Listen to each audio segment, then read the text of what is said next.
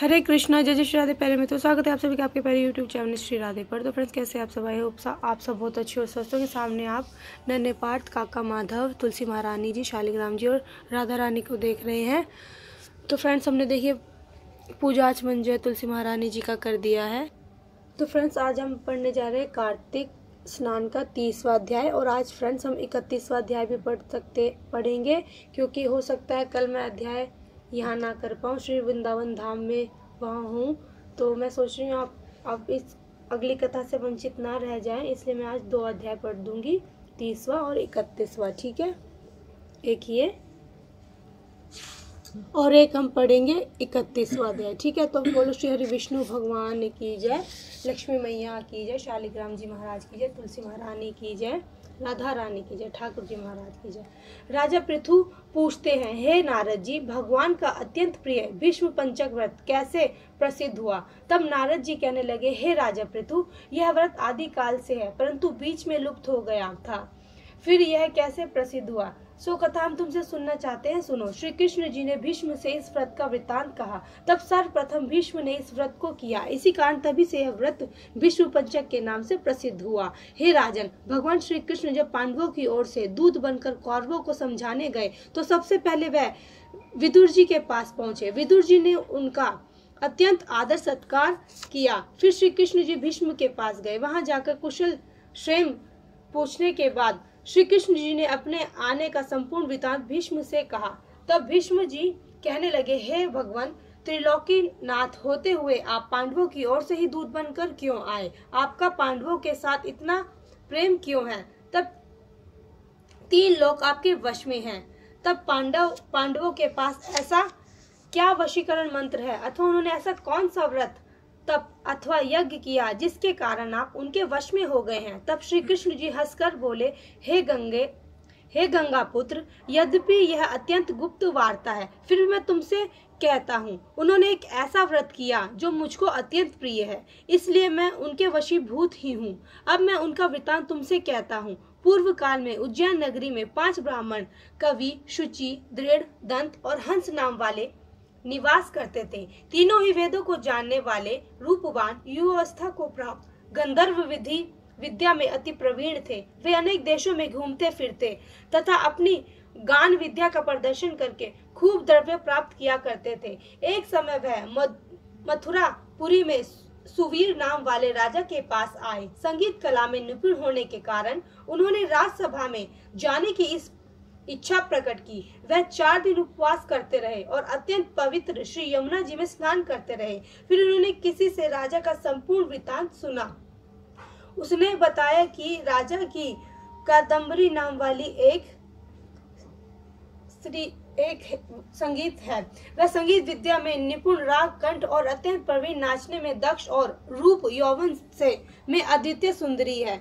वह प्रतिदिन एकांत में राजा के सामने नृत्य करती है एवं गाती है। राजा सुनकर वे ऐसे स्थान पर जाकर खड़े हो गए जहां से वह नृत्य दिखाई तथा ताल का शब्द सुनाई पड़ता था। फिर राजा के पास आने जाने वालों के समीप जाकर कहने लगे, बड़े दुख की बात है, राजा के पास नृत्य कला को वीणा जानने वाला कोई नहीं है।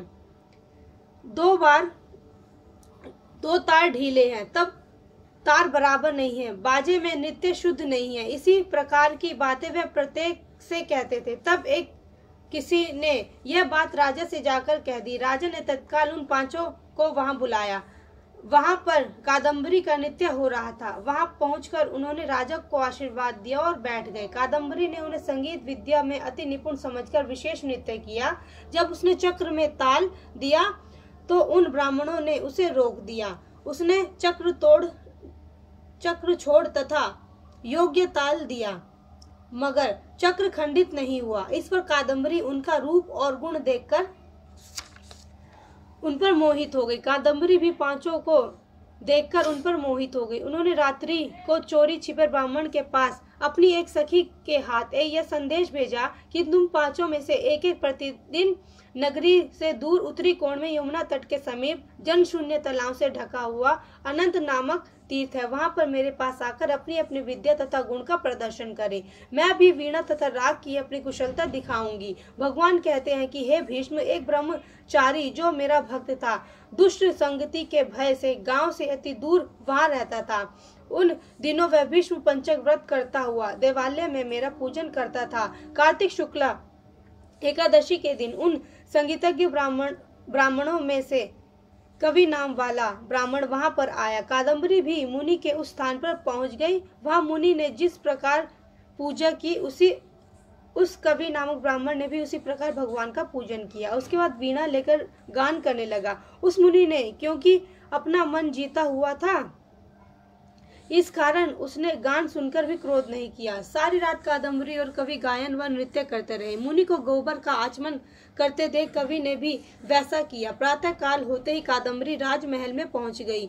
मुनि की संगति में उनके समस्त पाप दूर हो गए। इस कारण द्वादशी के दिन कवि अपना समस्त द्रव्य दान करके विरक्त हो गया। दूसरे दिन शुचि आया। उसने भी कादम्बरी के साथ रात भर नृत्य गायन किया और फिर मुनि की भांति हमारा पूजन करके गोमूत्र का आचमन किया। फिर प्रातः काल होते ही वह भी अपना धनादि दान करके विरक्त हो गया। उसने निश्चय किया, जिस प्रकार कादम्बरी के नित्य गायन व रूप को देखकर मुनि का मन चलायमान नहीं हुआ, उसी प्रकार मुझे भी अपने मन को वश में करना चाहिए। त्रयोदशी के दिन दृढ़ नाम वाला ब्राह्मण कादम्बरी से मिलने आया और नित्य गायन करने के बाद मुनि की तरफ पूजन और गो का दूध पीकर विरक्त हो चला गया।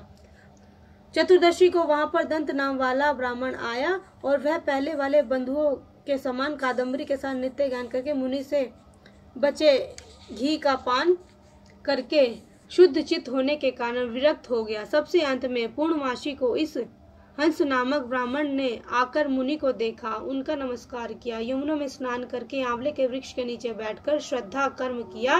भगवान कहते हैं कि हे विष्णु जी, कार्तिक के महीने में हमारा पूजन तथा दान पुण्य करने से करोड़ों यज्ञों का फल प्राप्त होता है। अतः हंस नामक वह ब्राह्मण सत्संग, पूजन तथा मुनि के बचे हुए दही का पान करके विरक्त हो गया तथा अपना सब धन दान करके तीर्थ यात्रा को चला गया। उधर राजा ने मंदिर में कादम्बरी के आने का समाचार सुना। उसने उसे महल में बंद कर दिया, जिससे वह मंदिर न जा सकी। कार्तिक मास में हमारे सामने नृत्य गान करने के कारण वही कादम्बरी द्रौपदी हुई और हंस नाम वाला वह ब्राह्मण आंवले के वृक्ष के नीचे श्राद्धादि करने से युधिष्ठिर हुआ। एकादशी के जागरण के कारण कवि अर्जुन, शुच, सहदेव, दंत, नकुल, दृढ़ नाम वाला पराक्रमी भीम हुआ।